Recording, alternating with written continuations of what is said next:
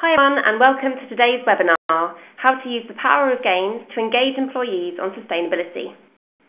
My name is Abroad. I'm the Community Manager for the Employee Engagement Working Group here at 2 Degrees, and I'm your host for this webinar. I'm delighted to be joined today by Louise van Hoof and Arjan ten Kate of Deloitte. Now, after today's session, we're going to have a Q&A session, and you can type your questions into the Q&A box on the bottom right-hand side of your screen at any time, and I'll ask those to the speakers at the end of the session. And just a few technical points before we get going. If you have any problems with the audio or the technology as we go along, just use the chat box to send me a message. From the drop-down menu, just select to send the message to the host, and I'll get back to you as soon as I can. Okay, that's all from me. I'm now going to hand over to Arjan for the first part of today's session. Good to see you. Thanks, Lisa. Welcome, everyone. My name is Arjan ten Kate, and I'll take you through some experiences we've had within Deloitte on sustainability and gamification. I'll start off with basics on what Deloitte is and how we look at sustainability. After that, I'll hand over to my colleague, Louise van Hoof, who will explain more about the sustainability game that we've developed and how we've applied it to engage people on sustainability, share experiences, and allow you to pose any questions and comments. So the sustainability. We integrated approach to sustainability. As a professional service firm, we don't only see the social imperative, but also the business opportunity of sustainability. And ourselves to integrate sustainability in everything we do. As a professional services firm, obviously our main impact is through the services that we deliver to our clients. What we do is actually integrate sustainability into the services that we do offer to our clients, from strategy, consulting, to reporting and assurance, and importantly, sustainable innovation. When thinking sustainability, we know that we need innovative ways of working and inspire new ideas, take through the current paradigms, and develop a sustainable society. For sustainable innovation is really a key theme in our strategy, and we'll look a bit how we will try to achieve that using gamification.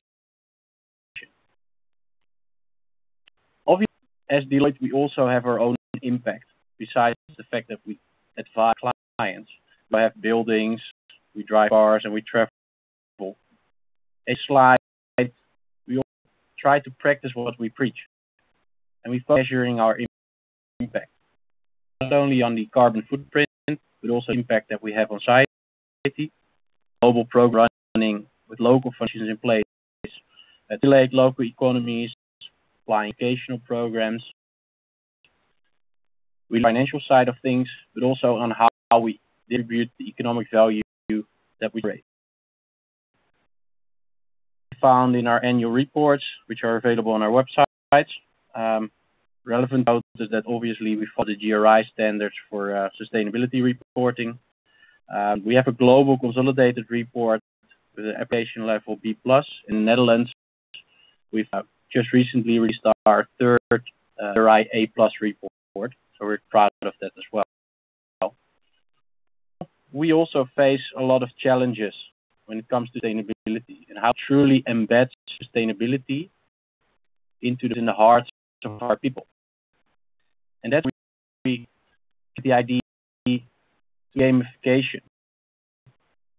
Because sustainability and how to embed it, we need to engage with your stakeholders. Have a shared purpose of what we stand for. In our sustainability is not a functional area, but it's a part of everything that we do. We believe that it's important that employees are intrinsically motivated. We try to convince them of the shared purpose that we all have, and that's what we call engage the hearts. People should understand what sustainability is about, understand the urgency of it, and also the opportunity. So we should engage their minds with sustainability. not least, within any organizational context, the right leadership is essential. Right tone at the top, an organization will not succeed to be sustainable. This is also the methodology that we use to develop our sustainability game. Developing sustainable leadership, which is focused on finding the right balance, dealing with multiple stakeholders, and aiming for long-term success rather than short-term financial focus only. Louise, who is the gap we developed?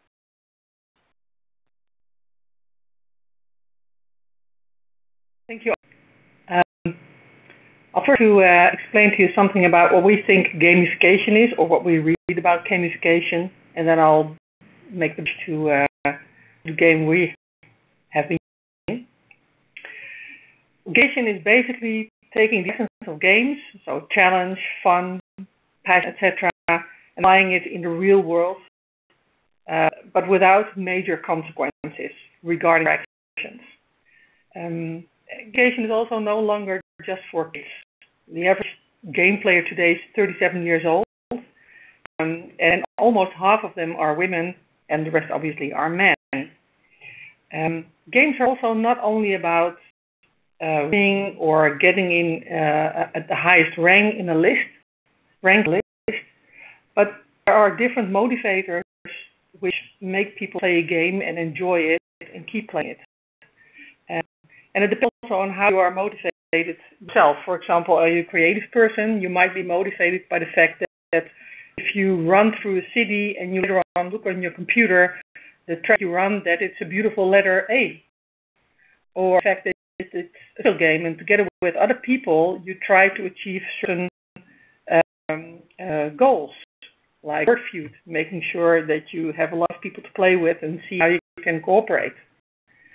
Or maybe you are the person who likes to find stuff and explore stuff. So you're like me. You like to play the game Zelda.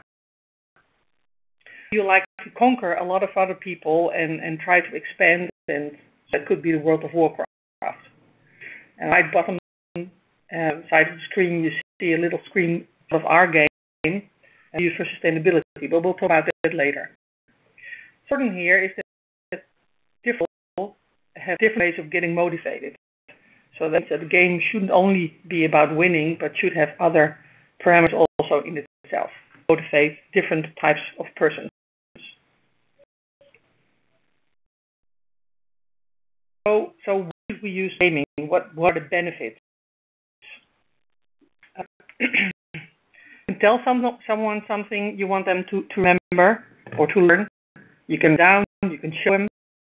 But the moment you experience something, you experience some of the consequences of your actions, you will remember. I tried to explain to me lots of times the fact that the iron was very hot. At one point, I did try to feel whether it was hot, and well, after that, I did remember the fact, do not touch the iron.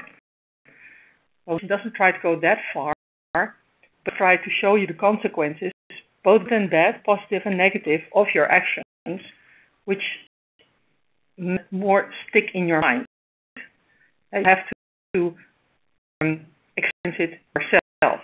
So that's the idea about education, not only to make it fun and to get people enthusiastic, but also to have them experience what happens if you do A, B, or C.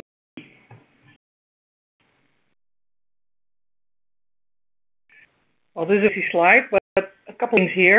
Education is also something which is not going to go away.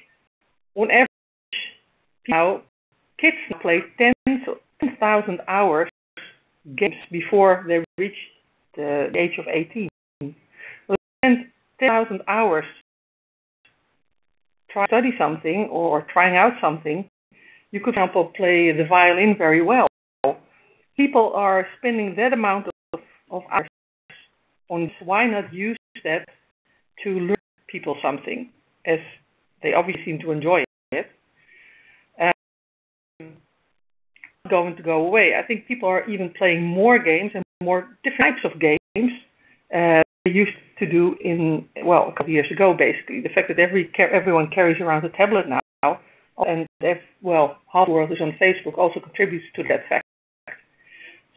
We as business think we also use some of the gaming ability of people to learn something or make them aware of something. For example, sustainability. It's going to be shared too by Lucinda, so don't worry. You don't have to remember it all. But you learn people by using gamification or gaming. Well, for example, you could implement change management and have people experience the change before actually implementing it. So they are aware of the change, they are aware of the facts and the impacts, and then, realize themselves before they are actually faced with it. Or try out new business models. Try out something new. For example, if you can also use a simulator to learn to fly a jet or to operate on a person experiencing obviously maybe negative consequences of any mistake you make. In a recruitment process or in a leadership development process, and also to raise awareness for certain relevant topics like sustainability, corporate responsibility, etc. You can also play together with other persons, means you can use it to have people understand each other's stakes, opinions, and come from without not appreciating it. And it also may increase some out-of-the-box thinking instead of just having, to look at slides or having a discussion around the table. The moment you are engaged together with a team in playing a game, different mechanics surfaces.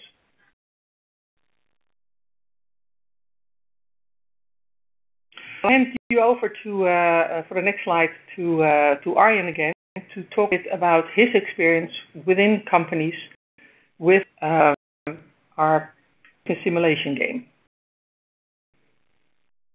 Over.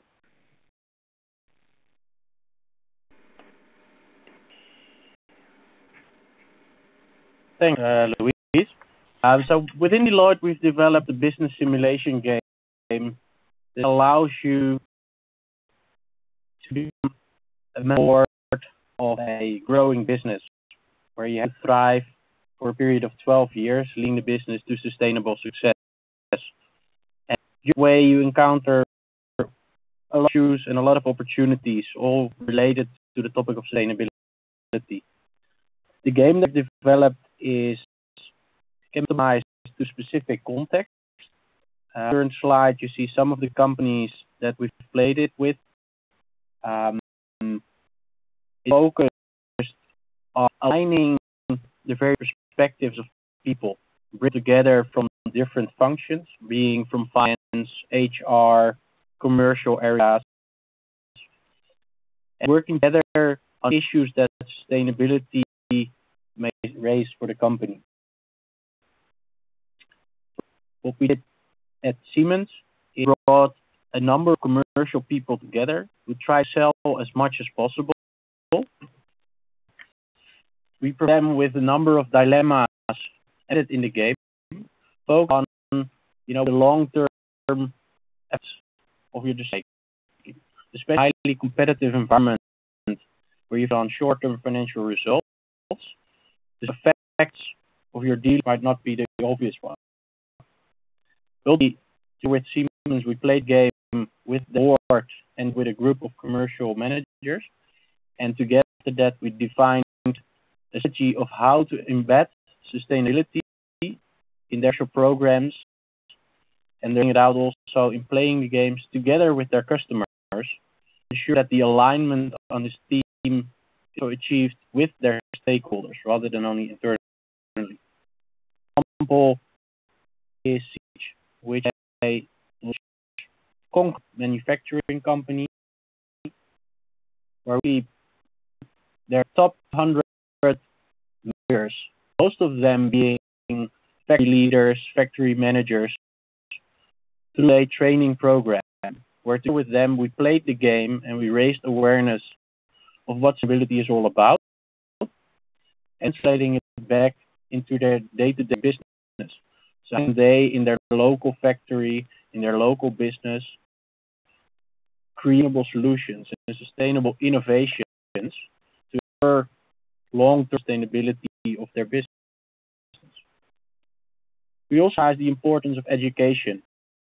As I mentioned before, as Deloitte, we try to have a positive impact on society, so we work together with a lot of universities and schools as well, where we embed play game or participate in education programs around sustainability, but also in other contexts. Examples of how we've played it currently clients as well as with some educational institutions. Back, please. Thank you. Thank you, Arjen.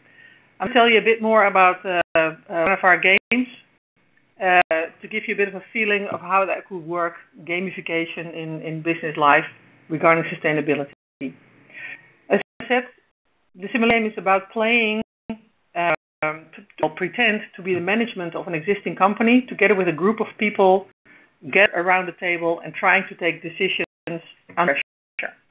And it's all about not going bankrupt with your company, taking decisions which might impact social, financial, and or environmental performance. And obviously, they also influence each other. It's also not to focus just on one leg of the stool, but make sure you keep them all sort of in balance so you don't fall down. So that means that you have to balance with the different stakes and the different people in your group and try to make it as a team, as a company. So what do they do? They sit on the table, they have one game, one screen, they play it online, and they're confronted with a virtual world, Globius, and virtual markets as they run their company. They're faced with dilemmas. They don't have enough money, their economy problem, and time pressure. They've got 12 years, and each year they have an actual time limit of 5 to 7 minutes. And after that, decisions have been taken for them. And obviously, the idea is also to beat other teams. So what we do, we set up in a big room, we set up different teams. They can look at the teams and see how they're doing and yell if someone else goes bankrupt or if they have a big success. Also, that in the beginning of the game, they have the opportunity to take a couple of decisions, like what kind of company do you want to be? What's your risk appetite? Are you chicken or a daredevil? How are you going to spend your money? And as I said, if you play the game a couple of times, you can sort of play around with different business models. And the most important thing, obviously, happens at that table of people speaking to each other, arguing, discussing why we should go left or right, make sure you handle the pressure of time and not enough money and economy, and take decisions and confront each other with the effect of your decisions. Well, it says, but definitely have fun. We don't have to schedule any breaks within the game playing time of 3 hours because everyone wants to see whether they've made it in next year and didn't bankrupt. It also means that totally different things happening within that group. People who might not have been sitting down together and talk to each other in that way, and thought about sustainability as a way also, for example, to make money, not just, because of ethics or because you have a good heart, but also because it makes sense in a business way, and actually strengthens sustainability awareness of the people and the company.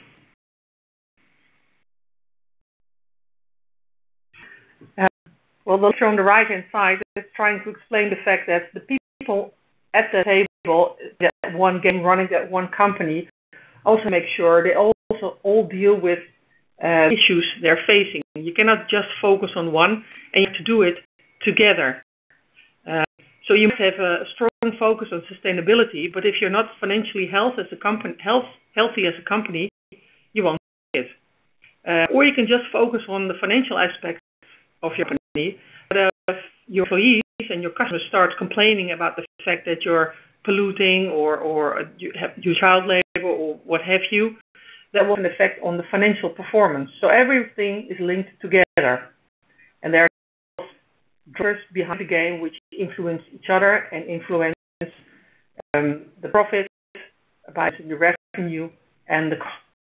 Employee action, social acceptance, for example, and financial performance.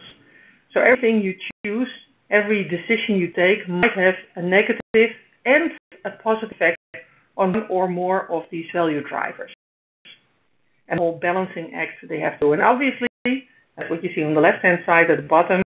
At the game, if they don't go bankrupt, they get a certificate, and that the teams can compare each other to the other teams and see who has won and who didn't win. Our experience of Arjen and myself in the last couple of years is that students play best because they listen to each other and they're still used to cooperating. Financial auditors play the worst. They go bankrupt, well, most of the time, 2 times within one session. We're not sure why that's the case. Might be because they're focusing on the numbers and not so much on the whole. I've also seen senior people, if you have a lot of senior people within a team, that also doesn't always give a good effect because they're used to taking decisions by own instead of together listening to each other. Just one company, just an example, you could imagine that we could compose a team, for example, of Shell plus people from Greenpeace plus employees, customers plus suppliers. And that means that if you have together that company, that means you can also understand, okay, this is what you have to deal with. And, you know, I can just focus on one thing at a time, but I make it that way. Well, here are of the themes which are represented in the game, having dilemmas, and also obviously they might influence one or more of the value drivers I just shown you.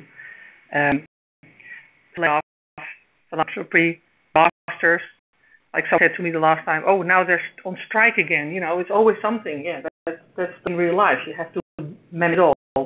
Sustainability in that is just one of the things you'll have to deal with. A lot of the discussion is also about, is sustainability a means or an end? You know, I want to be sustainable because I want to earn more money. Do I want to earn more money to be more sustainable, or, you know, maybe both? In the example Arjen I just gave regarding Siemens, they said, well, if we earn more money, being sustainable, it's going to strengthen health. And that's, you know, even you might think that is very important, but if someone shows you that, you know, that's the way to earn more money and you're a salesperson, that might influence your behavior.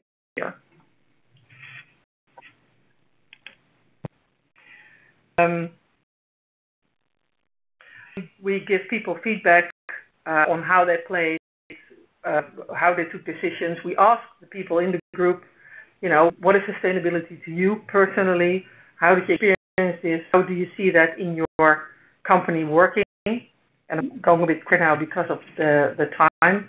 And also, you know, how do you take your decisions? Your role, what is your view on sustainability for your company? Maybe this is the most important slide, although it's not the words, but it's about the title. If you use a game or engagement in a group or within a company or within your university, the most important thing is framing. And framing means you have to explain to people why you're using this as a means and what do you expect from them, and you have to follow through. That means not just about, you know, playing a game and then off we go. It's all about, you know, are there any actions based on this? What do we notice about our behavior? What do you think is still not clear in our company? We have certain objectives. Does everyone know the objectives, etc.? So it's a framing, the gamification to get to a certain goal. The goal could be awareness of sustainability, could be change of behavior, but it could also be other things. Probably enough about the slides. Lucinda, I'm going to hand it over to you and see if there are any questions you can answer now while we're still live. Great, thanks, Louise. Okay, so we've had a few questions in, starting with gamification. How else do you engage employees on sustainability at Deloitte? I think that one's for you. We have multiple things. One of the things is that we're doing is we're actually trying to incentivize our partners. As you know, Deloitte is a partnership organization, so everyone is measured by their financial performance. But as mentioned before, actually integrating sustainability into our core offerings. So we actually did set targets for each of the partners to sell a certain percentage of their offerings, of their services on sustainability. And for employees, we invite them. There's one day every year which we can use to assist our foundation, which is focused on education in local communities, where one is free to participate in various projects. And there are a number of other initiatives that we've also taken. Okay, thank you. Our next question is from Graham, who says, the game looks great. I'd be interested in speaking to any employers in the UK that have used the game to help educate employees about the importance of CSR and sustainability. Do you have any examples? Ariane, you have been traveling around the world for a couple of your clients. Have you entered the UK? I've done one session in the UK. And we can take this offline and see if we can bring you into contact with the team over there. Great. Next question. One of our big challenges is encouraging people to recycle. Do you have any tips on how gamification could be used specifically for recycling? Well, the nice thing about this game example is the fact that we can add and change dilemmas in the game. So based on what we're using it for at a certain company or their goals they want to achieve, like the one you just mentioned, we can add dilemmas in the game so they're forced to take a decision or to discuss or to think about dilemmas like that and experience the examples of it. And what we also do, obviously, is implement in the business model the positive and negative effects of the different options they can choose when presented with the dilemmas. And I think we've got time for one more question. I've had a question in asking about getting buy-in for projects like this. Obviously, for Deloitte, it might be easier to get buy-in than for maybe a small company that would like to invest in a game like this, but maybe doesn't have the means to do so. So do you have any tips to gaining buy-in from senior management for gamification projects? Yeah, go ahead. One of the triggers might be to also involve other stakeholders. Doing this together with your clients, for instance, or with your most important suppliers, might be a good trigger to engage also senior management in understanding the relevance of it. That's a good tip to me. Okay, well, I think that brings us to the end of today's session. Thought that was really interesting, so thank you both for your great presentations. And thanks to everyone for joining today and for your comments and for your questions. I've been making a recording of this as we've been going along, and I'll be posting that recording on 2 Degrees probably tomorrow, and I'll send that link to you on email as soon as it's up. So that's all from me, and I hope you've enjoyed the session, and I hope to see you in another webinar soon. Thanks a lot. Bye-bye. Bye-bye.